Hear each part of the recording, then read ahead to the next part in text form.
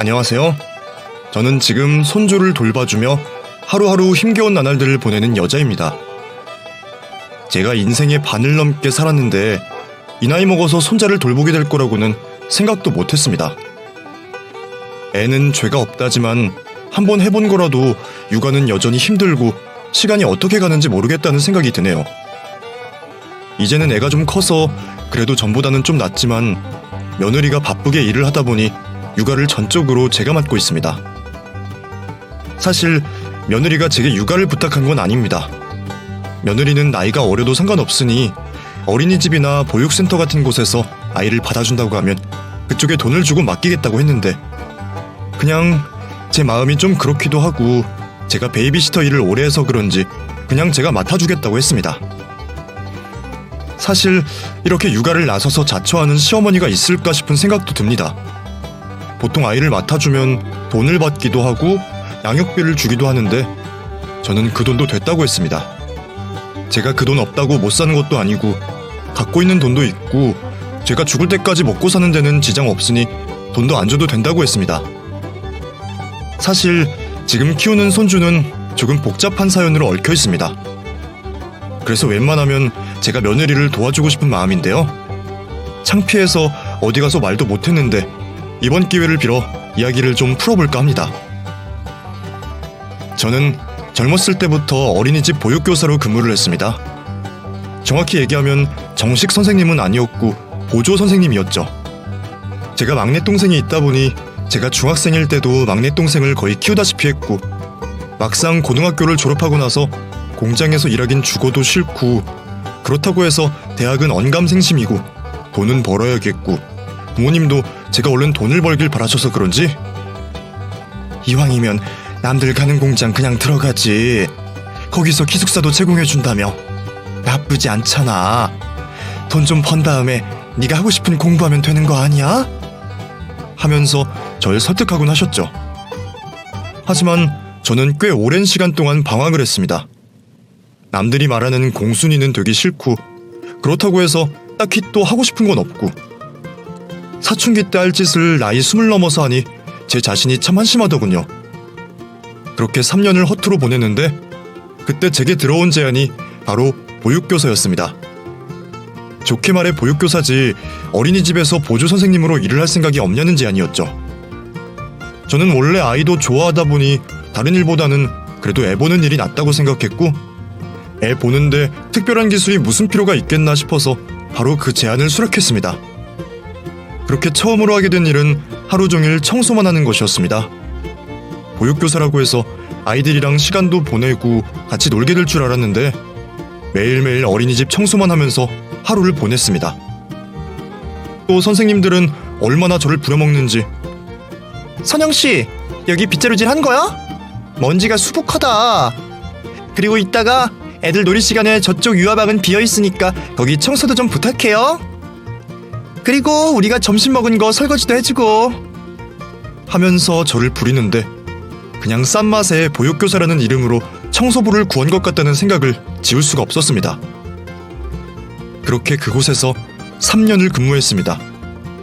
어깨너머로 배웠지만 선생님들이 아이들을 돌보는 모습도 보고 틈틈이 공부도 하면서 저는 보육교사 자격증을 준비해야겠다고 생각했죠. 그래도 자격증이 있으면 어디 가서 이런 취급은 당하지 않고 적지만 돈도 벌 수 있으니 역시 사람은 기술을 갖고 있어야 된다는 생각이 들더군요. 남들은 몇 달 또는 길어야 1년이면 따는 자격증을 저는 3년이나 걸려서 딸 수 있게 됐습니다. 생애 처음으로 제 이름으로 된 자격증을 받으니 어찌나 눈물이 나던지 지금이야 관련 학과를 졸업하면 자격증을 준다는 얘기를 들었지만 저 때는 대학을 가기도 힘들었을 뿐더러 주변에 관련 일을 하는 종사자가 없으니 시험 접수부터 공부까지 아무런 도움 없이 맨땅에 헤딩을 해야 하는 수준이었죠. 그래도 노력은 결과를 배신하지 않는다고 그렇게 하다 보니 좋은 결과가 한 번에 나왔고 저는 자격증을 따자마자 저를 청소부로 부려먹었던 그 보육시설에서 바로 퇴사를 할 수 있었습니다. 그리고 나서 열심히 취업을 하기 위해 이력서를 넣었죠. 다행히도 새로 생긴 한 어린이집에서 저를 채용해 주었고 그곳에서 어린이집 급식 배달업체 직원인 남편을 만나게 됐고 결혼까지 할 수 있게 됐습니다. 원장님이 저를 너무 좋게 봐주셔서 중간에서 다리를 놔서 저와 남편을 만나게 해주셨는데, 저희 남편 돈도 많이 벌지 못하고 잘생긴 외모는 아니었지만 그래도 사람이 참 성실하고 한평생 저만 바라봐주는 고마운 사람이었습니다. 그렇게 저희 부부는 결혼한 지 3개월 만에 아이가 생겼고 1년 만에 아들을 출산했습니다. 남편의 외모를 쏙 빼닮은 떡두꺼비 같은 아들이었습니다.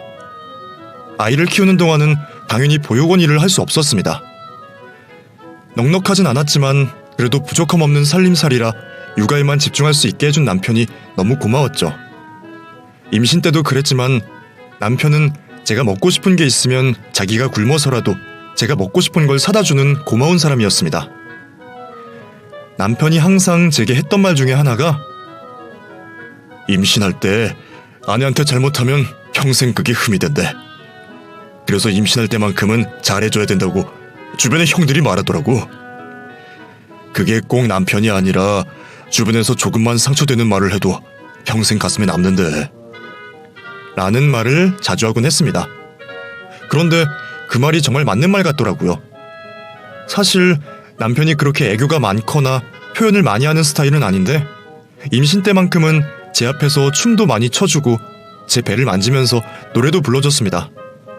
제 인생에서 가장 행복했던 순간을 꼽으라면 아이가 태어났을 때의 기쁨도 있지만 임신하는 내내 공주 대접 받으면서 살았던 그때의 순간이 너무 행복했던 기억이 나네요. 하지만 정말 행복은 딱 거기까지였나 봅니다. 전 육아가 너무너무 힘들었습니다.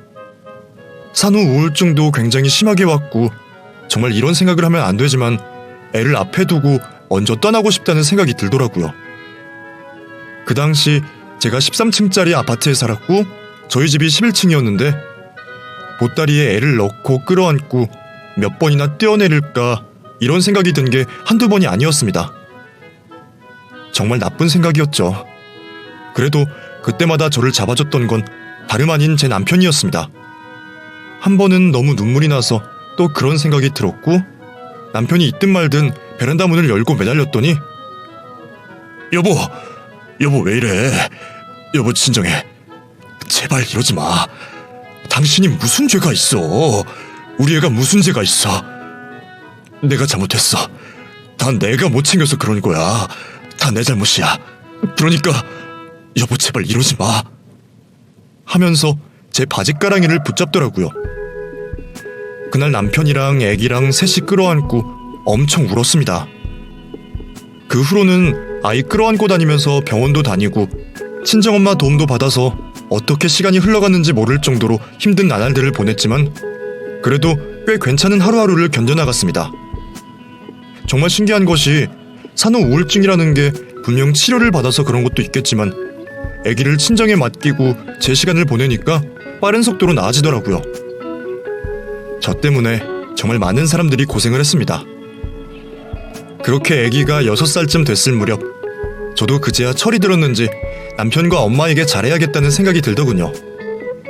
아이도 한참 말을 잘하고 의사소통이 되니 키우기도 수월해졌지만 여기저기 부딪히고 돌아다니는 것 빼고는 그래도 전 갓난아기 때보단 돌보기가 훨씬 쉽더라고요.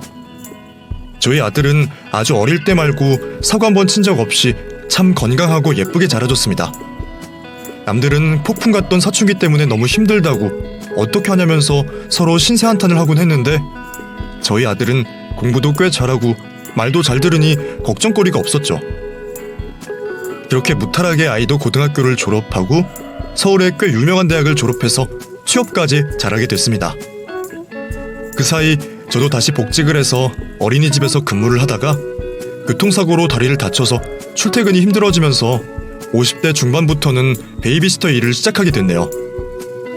그래도 다행인 것이 제가 처음으로 일을 하게 된 집에서 저를 너무 좋게 봐줘서 그런지 인터넷에 제 얘기를 좋게 적어줬다고 하더라고요. 그래서인지 그 집 일을 마치고 나서는 여기저기서 정말 전화가 미친듯이 오더라고요. 제가 감당이 안 될 정도라 죄송하다는 말만 계속 반복할 수밖에 없었고 심지어 1년치 예약이 전부 차서 일을 한동안 쉬어야겠다는 생각도 했습니다. 그렇게 정말 눈코 뜰 새 없이 바쁘게 일했지만 그렇다고 해서 돈을 많이 버는 건 아니었습니다. 아니, 오히려 뱉어낼 때도 많았죠. 지금도 기억나는 것이 20대 중반 애기 엄마 집에 가서 일을 할 때였습니다. 이모님, 제가 이모님한테 예약하려고 얼마나 노력했는지 몰라요. 임신 초기 때 연락드렸던 거 기억나시죠? 저 진짜 이모님 아니면 다른 분 쓸 생각도 안 했으니까 무조건 이모님 잘해주셔야 돼요.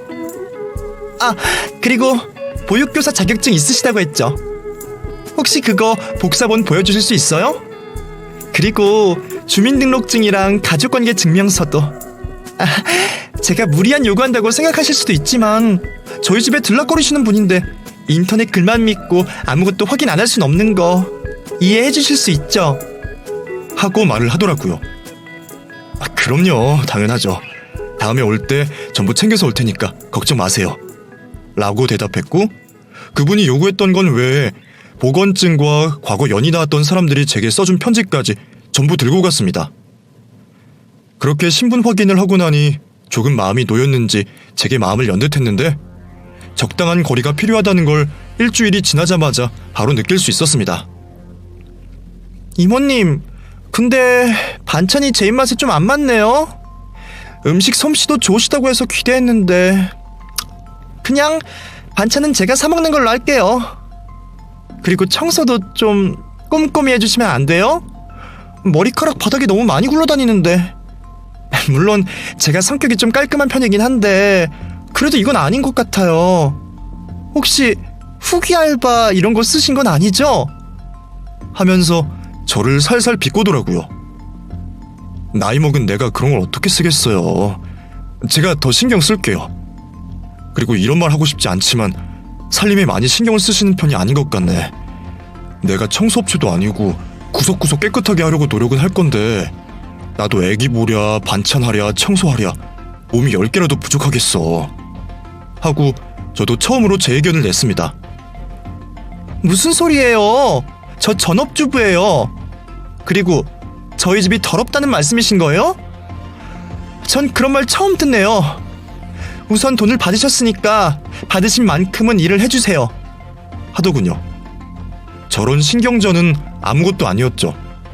심지어 저를 도둑으로 몬 사람도 있었고 등하원 도우미를 할 때는 애가 어린이집에서 놀다가 넘어졌는데도 저한테 화를 내며 이모님! 애를 좀 잘 봐달라고 했잖아요.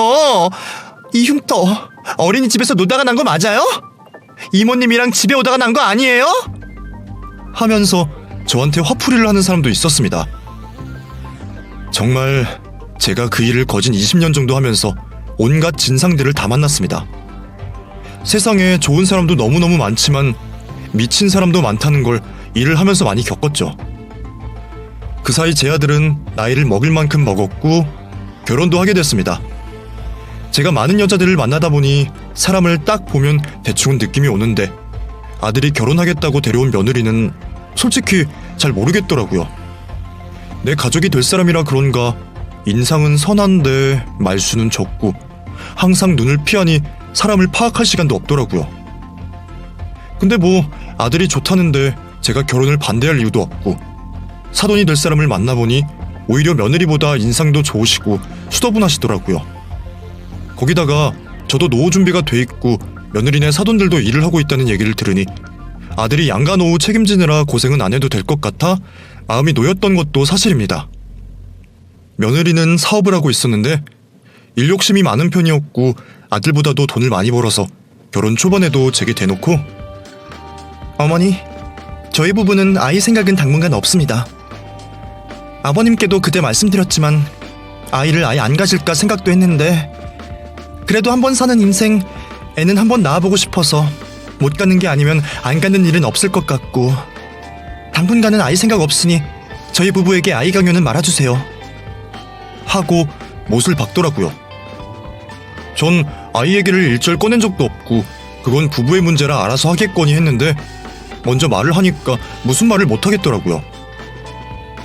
솔직히 저희 집에 며느리가 처음 들어온 거라 좀 어렵다고 해야 하나? 편한 마음보다는 저도 모르게 벽을 치고 거리를 두게 된 것도 사실이었습니다. 오히려 밖에서 제가 베이비시터를 하며 만나게 된 마음이 맞는 애기 엄마가 훨씬 편하다는 생각이 많이 들었죠. 그런데 결혼 3년이 지나도 정말 아들네 부부에게 아이 소식이 없더라고요. 저야 매일 아이를 보니까 급한 건 아니었지만 한 번은 아들이 저를 잡고 하소연을 하더라고요. 엄마가 말 좀 해주면 안 돼? 아니 진짜 진경이 해도 너무한 거 아니야? 내가 몰래 콘돔에 구멍까지 뚫었는데 얘가 이중 피임을 하고 있다고 하더라고. 난 몰랐는데 얘가 피임약도 먹고 있었어.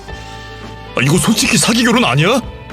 처음엔 1년이라더니 일이 바빠지니까 2년이래. 근데 벌써 3년이 지났어. 혹시 몸에 문제 있는 거 아니냐니까 절대 그런 거 아니라면서 자기 의심하냐고 화내더라. 그러니까 엄마가 좀 말해봐. 시어머니라는 게 뭐야? 그래도 며느리보단 세잖아. 엄마가 얘기하면 그래도 듣는 척이라도 하지 않을까? 하면서 저를 설득하더라고요. 됐어. 내가 무슨 권리로 며느리한테 애를 낳으라고 하겠어. 그리고 애는 자기가 원치 않았을 때 태어나면 그것만큼 힘든 게 없어. 난 내가 원해서 너를 임신하고 낳았지만 정말 너무너무 힘들었어. 그러니까 부부끼리 잘 얘기해봐. 이건 엄마가 끼어들 문제가 아니야. 하고 그 일에서 빠지기로 했습니다.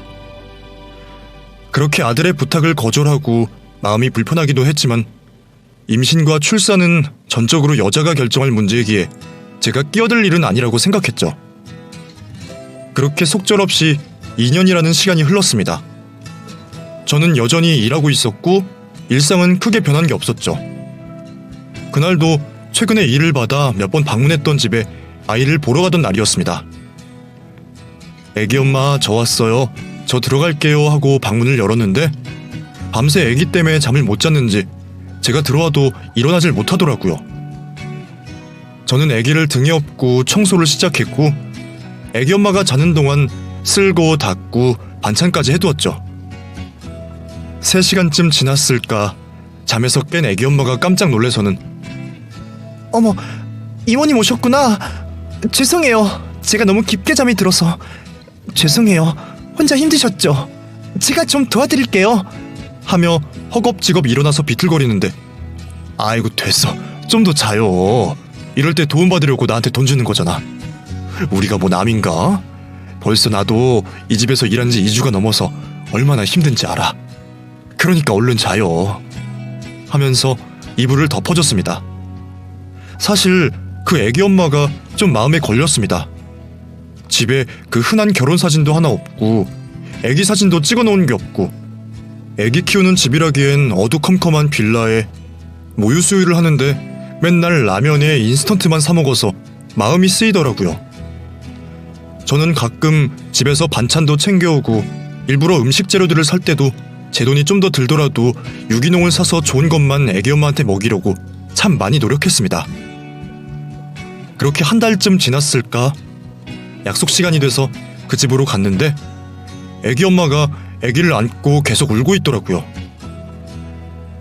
아이고 재민이 엄마, 애기 줘요. 왜 이렇게 울고 있어? 무슨 일 있어? 왜 이래? 이모님, 저 어떡해요? 저 애기... 아니다. 지금 저 나가봐야 돼요. 이모님, 잠깐만 아이 좀 봐주세요. 하면서 갑자기 집 밖으로 뛰어나가더라고요. 재민 엄마, 재민이 엄마 하고 크게 불렀지만 뒤도 돌아보지 않고 달려나갔고 애기 엄마가 뛰어가는 모습을 아파트 밖으로 쳐다봤는데 갓난쟁이를 두고 뒤도 안 돌아보고 뛰는데 무슨 급한 일이길래 저런 건가 싶은 생각이 들더라고요. 그때 그 애기 엄마를 잡았다면 평생 제가 겪지 않아도 될 일을 피해갈 수 있었을까요? 금방 돌아오겠다던 재민이 엄마는 밤 10시가 넘어서도 전화를 받지 않았고 집에 돌아오지도 않았습니다. 몇 번이나 전화를 걸었지만 계속 전화를 끊었고 아무리 기다려도 오지 않는 재민이 엄마를 포기하고 결국 저는 어쩔 수 없이 저희 집으로 갓난쟁이를 데리고 갈 수밖에 없었죠. 제가 애를 안고 들어가자 남편이 깜짝 놀라면서 아이고 이 귀여운 것, 세상에 어찌 이렇게 조그맣고 하면서 너무 좋아하는데 사람 속도 모르고 참 답답하다는 생각만 들었습니다. 대충 이야기를 하니 남편은 오히려 심심한 찰나에 잘 되었다며 자기가 아기 돌봐준다며 눈치 없이 좋아하더라고요. 다행히 재민이는 엄마를 찾지도 않고 처음 먹는 이유식도 잘 먹고 저희 남편이랑 잘 놀고 잘 지냈어요. 그렇게 3일쯤 지났을까? 제가 계속 연락을 했더니 그제야 제 전화를 받으면서 이모님, 정말 죄송해요. 제가 너무 급한 일이 생겨서 말씀도 못하고 그냥 나왔어요. 근데 제가 지금도 오래 통화를 못해요. 정말 너무너무 죄송한데 혹시 아기를 2달만 봐주실 수 있을까요? 이제 모유 수유도 거의 끝나서 이유식 먹이셔도 될 것 같고 뭐 저보다 더 잘하실 테니까 제발 부탁드릴게요. 제가 애를 맡길 곳이 없어요. 보수는 절대 부족하지 않게 챙겨드릴게요. 월급 통장으로 넣어드릴 테니 지금 통장 확인해보세요. 다시 연락주세요. 하면서 전화를 끊더라고요. 저는 그 말을 듣고 바로 통장을 확인했고 제 잔고를 확인하고는 기함을 했습니다. 아니, 이 여자가 미쳤나? 무슨 애를 봐주는데 1억? 1억을 보냈어. 이게 무슨 일이래? 하면서 저 혼자 계속 혼잣말로 중얼거렸습니다. 제 말을 들은 남편이 놀라서 뭐? 1억? 무슨 1억을 보내? 그 여자 사기꾼 아니야? 아니, 1억이면 그게 양육비지 무슨 보수야. 그 여자 이상한 여자 아니야? 하고는 남편도 지레 겁을 먹더라고요. 저는 다시 전화를 걸었지만 애기 엄마는 전화를 받지 않았고 문자를 보내면서 이모님, 죄송해요. 제가 전화를 할 수가 없어요. 통장 확인하셨죠? 딱 2달만 부탁드려요. 제가 꼭 재민이 데리러 갈 테니까 너무 걱정 마시고 딱 2달만 부탁드립니다. 하고 제게 문자를 보냈더라고요. 몸이 차갑게 식는 느낌이었습니다. 애를 보는 건 일도 아니지만 혹시나 이 여자가 애를 안 데리러 오면 어떡하나, 이 돈을 받아도 되는 건가 별별 생각이 다 들더군요. 그 와중에 애 배가 고픈지 계속 울기만 하고 남편은 애를 안고서 둥가둥가거리면서 좋다고 놀아주는데 이게 진짜 뭐하는 짓인가 싶더라고요. 하지만 당장 애를 버릴 수도 없고 이미 데리고 왔으니 저는 어쩔 수 없이 아이를 맡아 키우게 됐고, 이 소식을 들은 아들은 이게 말이 되냐면서 당장 경찰에 신고를 하겠다고 난리를 떨더라고요. 제가 이 돈을 받고 싶어서 받은 건 아니지만 애기 엄마가 제게 돈을 보내주면서 절대 경찰에는 신고하지 말아달라고 신신당부했고, 제가 봐왔던 애기 엄마는 절대 사기를 치거나 나쁜 마음을 먹을 사람이 아니라는 걸 알기에 괜히 경찰에 신고해서 일을 크게 만들고 싶진 않았죠. 그리고 만약 아들 말대로 경찰에 신고하면 재민이는 보육원에 갈 게 불보듯 뻔했기에 그러고 싶지 않았거든요. 우리 때랑은 달라졌다고 하지만 그래도 보육원이라는 곳이 제게는 부정적으로 느껴졌기에 그냥 당분간 맡아서 키우기로 했죠. 그렇게 1달, 2달 아이와 함께 시간을 보내다 보니 제 일을 할 순 없었지만 그래도 1억이라는 큰 돈이 들어와서 그런지 돈 때문에 일에 쫓기는 일은 없었습니다. 하지만 2달만 아이를 맡기겠다던 재민이 엄마는 1년이 지나도 연락이 오지 않았고 결국 2년, 3년이 될 때까지 제가 아이를 맡아 돌보게 됐습니다.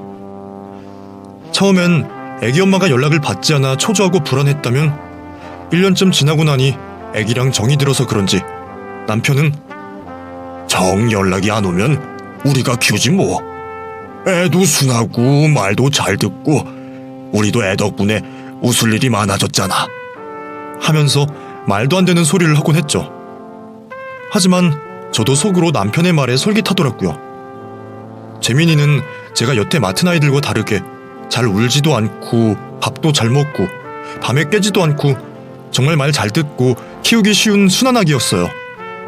그리고 아기는 뭐래도 예뻐 보이잖아요? 그러니 2년이 지나니까 저도 초조해지는 마음보단 아이가 예뻐서 막상 보낼 때를 생각하면 마음이 아려온다는 생각까지 들더라고요.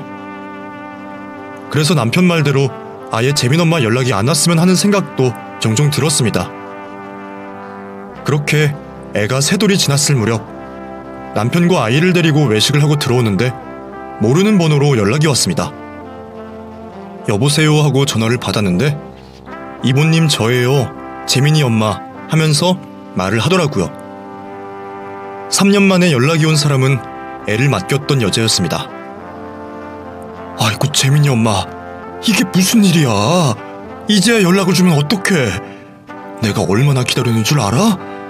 세상에, 전화 줘서 너무 고마워요. 나는 무슨 일이라도 생긴 줄 알았어. 정말 너무너무 고마워. 재민이 얼마나 컸는지 궁금하지도 않아? 애 없이 어떻게 살았어 그동안? 죄송해요.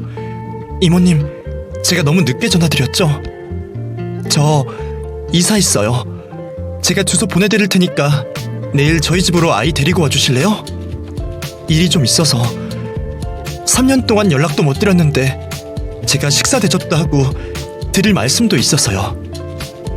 아이 데리고 와주시면 감사하겠습니다. 이만 끊을게요. 하고 전화를 딸깍 끊어버리더라고요. 더 얘기를 나누고 싶었고 한 번쯤은 애기 사진 좀 보여달라고 말할 법도 한데 자기 할 말만 하고 끊어버리니 정말 애기를 보고 싶긴 한 건가 싶은 생각이 들더라고요. 저는 그날 밤 아들에게도 전화를 걸어서 내일 재민이 애기 엄마한테 데려다 주러 가. 너 인사 안 해도 돼?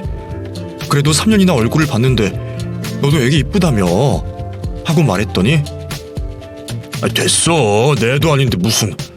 나도 어쩌다 한 번 본 게 다인데 내가 그 애랑 무슨 정이 들었다고 인사까지 해. 그리고 그 여자도 웃긴다. 1억 주고 두들만 맡기겠다고 할 땐 언제고 3년이나 애를 안 데려간대. 하여간 여자들이랑 믿을 만한 게 못 된다니까. 엄마, 혹시라도 그 여자가 1억 내놓으라고 하면 무조건 다 써서 없다고 해. 알겠지? 하면서 투덜대더라고요. 그렇게 마지막 날 밤을 재민이와 함께 보내고 저는 날이 밝자마자 바로 재민이 엄마가 알려준 주소로 아기를 데리고 갔습니다. 이제 아기도 많이 컸고 더 이상은 저를 볼 일이 없겠구나 생각을 하니까 가는 내내 눈물이 나더라고요. 슬펐지만 그래도 아기는 친엄마 손에서 키우는 게 맞기에 마음을 비우고 그 주소로 향했어요. 하지만 그 눈물이 사치라는 걸 전부 그 집에 도착해서 알게 됐죠. 저는 집 앞에서 아이를 안고 가며 재민아, 이제 할머니랑 헤어지면 할머니 못 본다고 너무 슬퍼하지 말고 엄마 말씀 잘 들어야 돼. 알겠지? 할머니가 더 잘해주지 못해서 너무너무 미안하다. 나중에 우리가 커서 언젠가 다시 만나게 되면 그땐 지금보다 할머니가 더 잘해줄게. 라며 아이를 꽉 끌어안았습니다. 저는 집 앞에 서서 배를 눌렀고 딸깍 소리와 함께 현관문이 열렸습니다. 3년 전보다 살이 수척하게 빠진 재민이 엄마가 오셨어요 하면서 저를 반겨줬고 제가 아이를 넘겨주자마자 애기 엄마가 펑펑 울더라고요. 그렇게 한참을 울고 나서는 들어오세요. 제가 식사 준비했어요. 지금까지 왜 연락을 못 드렸는지, 제게 무슨 일이 있었는지 전부 말씀드릴게요. 하면서 저를 집 안으로 데리고 들어왔죠. 그렇게 같이 밥을 먹으려고 자리에 앉았는데 그때 누군가가 또 초인종을 누르더라고요. 잠시만요. 제가 금방 가서 문 열어주고 올게요. 하며 아기를 안고 나간 그때 갑자기 문 밖에서 쾅 하는 소리가 나면서 야, 문 열어, 문 열라고 라며 웬 남자가 소리를 지르더라고요. 너무 놀란 저도 아기 엄마를 따라 나갔고 문이 열리자마자 저는 그 자리에서 얼음처럼 굳어버렸습니다. 엄마가 어떻게 여기에 있어? 뭐야 지금 이거? 어떻게 된 거야? 하면서 눈을 동그랗게 뜬 사람은 바로 제 아들이었기 때문이죠. 아니, 그건 내가 물을 말이다. 너 지금 여기서 뭐 하는 짓이냐? 왜 남의 집 문을 두드리고 그래? 아니, 그리고 내가 여기 온 건 또 어떻게 알았어? 재민이랑 인사 안 한다고 해서 애기 엄마한테 데리고 왔는데 나 따라온 거야? 하고 물었더니 아들이 어쩔 줄을 몰라 하더라고요. 가운데에 서 있던 재민이 엄마는 제가 오라고 했어요. 들어와. 뭐해? 전부 말씀드려야지. 내가 말할까? 하고 이해 못할 얘기를 하더라고요. 저는 그때까지도 알지 못했습니다. 제 앞에 벌어질 엄청난 얘기들을요. 아들은 터벅터벅 집 안으로 들어왔고 애기 엄마는 재민이를 안고 뒤따라 들어왔습니다. 그리고는 아이 엄마가 조심스럽게 입을 열었죠. 이모님, 아니, 어머님, 재민이 이 사람 아이입니다. 제가 일찍 말씀드리지 못해서 죄송해요. 라는 황당한 말을 하는 겁니다. 갑자기 흥분한 아들은 너 미쳤어? 무슨 개소리야! 엄마, 이 말 믿지 마. 재민이가 내 애인지 아닌지 어떻게 알아? 야, 너 만약 저 애가 내 씨가 아니면 어떡하려고 이러는 거야? 네가 한 말 전부 책임질 수 있어? 책임질 수 있냐고! 난 도저히 네 말을 못 믿겠으니까 당장 친자 검사하고 친자라고 확인되면 그때 다시 얘기해. 인연이 어디서 구라를 치고 있어. 씨. 너 만약 저 애가 내 애가 아니면 나 절대 못 참아. 당장 경찰에 명예훼손으로 고소하고 콩밥 처먹일 테니까 그렇게 알고 있어. 알겠어? 하면서 집 밖으로 나가버리더라고요. 너무 황당했습니다. 제가 3년 동안 키운 아이가 제 손주, 아니 제 아들의 아이라니. 저는 멍하니 앉아있었고 제 앞에 앉은 재민이 엄마가 어머니, 저 사람도 오늘 알았어요. 죄송해요. 제가 미리 얘기했어야 했는데 도저히 용기가 안 나서 말씀 못 드렸어요. 근데 제가 부모님도 일찍 돌아가시고 엄마가 없어서 아이를 낳고 나서도 도움을 받을 곳이 없었는데 저 사람을 만나면서 어머님이 아기 봐주시는 일을 하신다는 걸 알게 됐고 아무것도 모르는 척 어머님께 연락을 드렸어요. 정말 죄송해요. 저 사람도 자기 아이가 있다는 사실을 알게 된 지 얼마 안 됐어요. 제가 그동안 말을 안 했거든요. 실은 저 사람이랑 헤어진 지는 좀 됐어요. 저도 헤어지고 나서 임신했다는 사실을 알았고 혼자 아이를 낳았으니까요.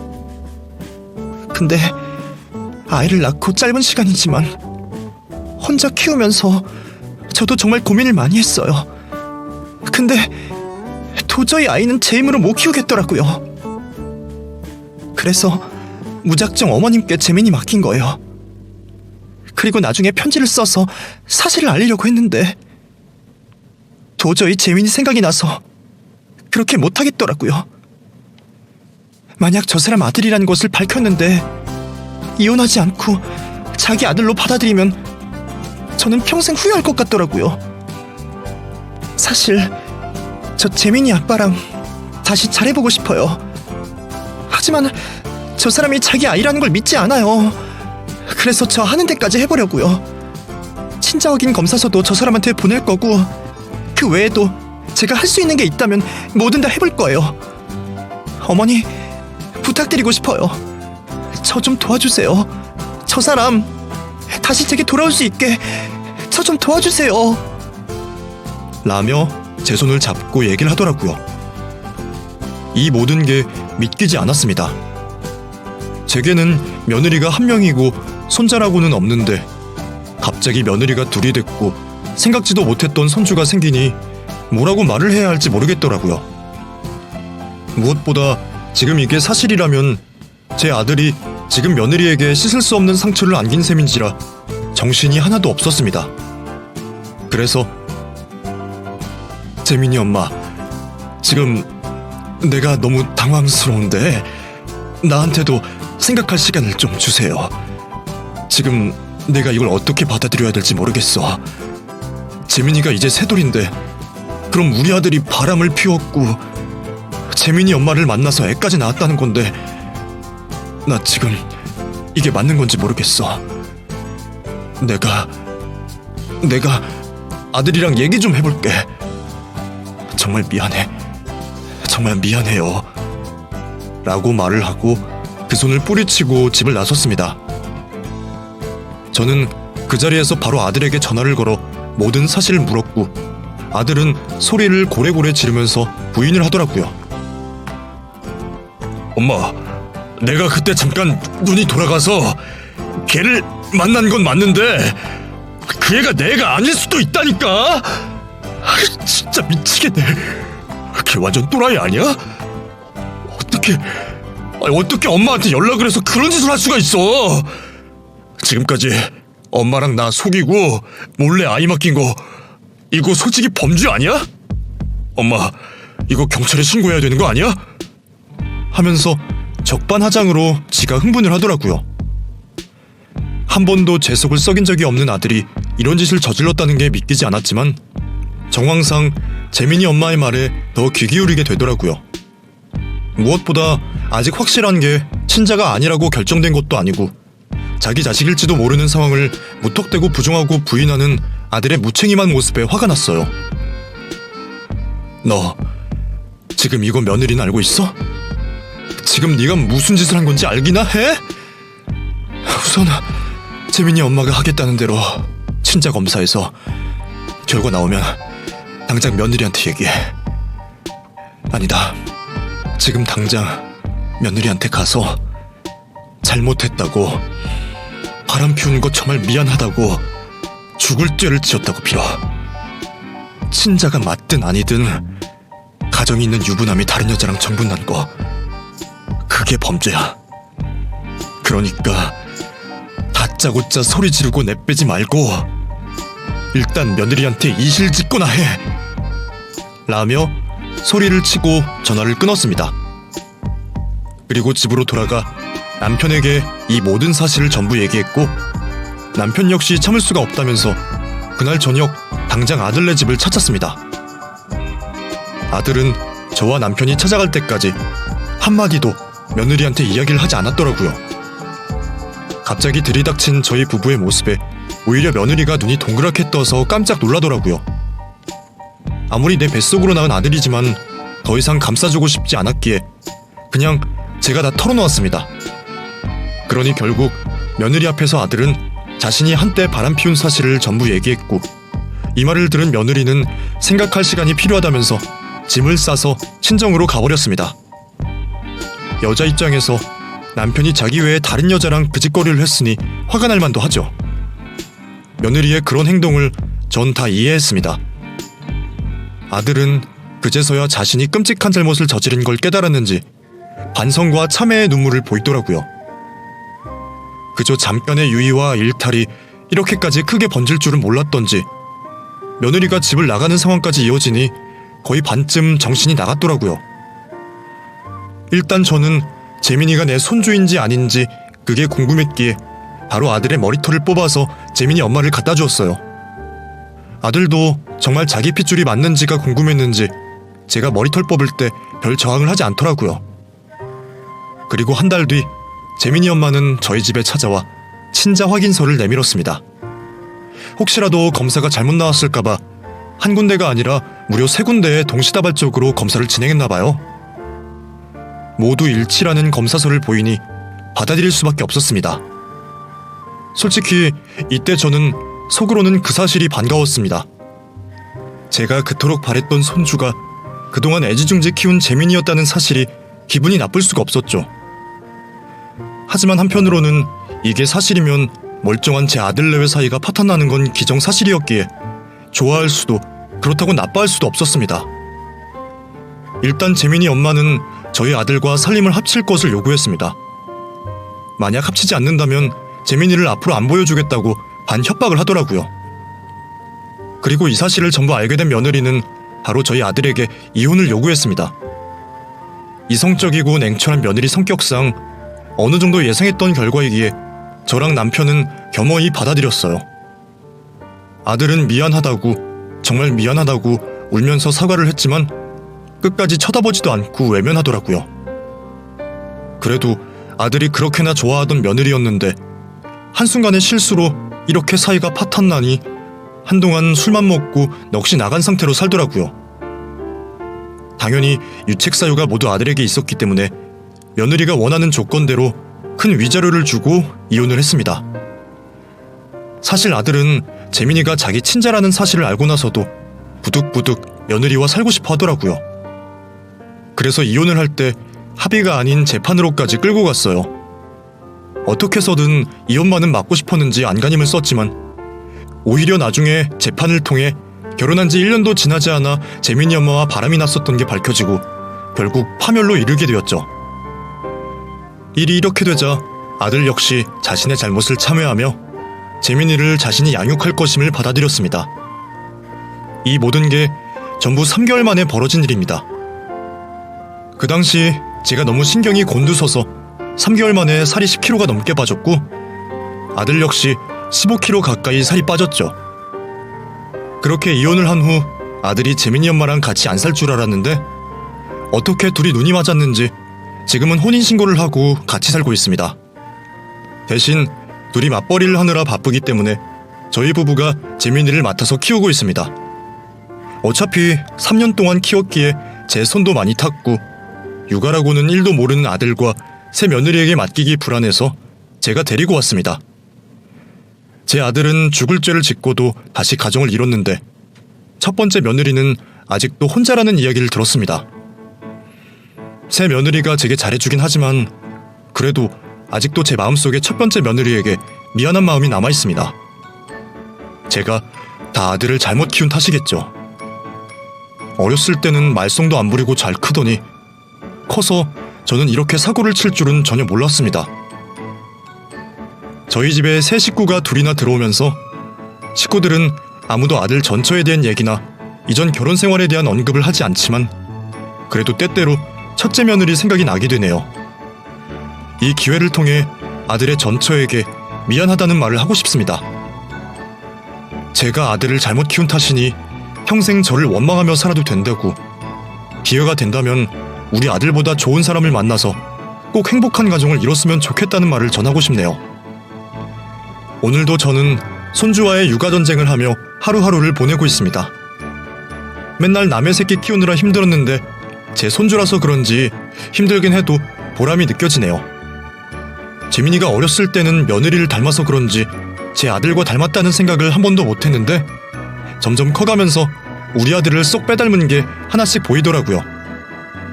오이를 싫어하는 것과 호흡기가 약해 기침을 자주 한다는 점이 아들이랑 꼭 똑같더라고요. 그러니 더욱 정이 들고 아들 키울 때가 생각이 나 가슴이 뭉클해질 때도 있습니다. 지난 3년 동안 이 아이를 돌보면서 제 손주일 거라는 생각은 상상조차 안 해봤는데 며느리가 일을 나간 사이 제가 손주를 보고 있으니 참 아직도 이게 무슨 일인가 싶은 생각이 드네요. 다른 건 몰라도 이 아이만큼은 아무것도 모르고 그냥 밝고 건강하게만 자라줬으면 하는 마음입니다. 이 사연을 듣는 분들께도 부탁드리고 싶습니다. 아이는 죄가 없습니다. 비난을 하신다면 그저 부모인 제게 손가락질을 하길 간곡히 부탁드리겠습니다.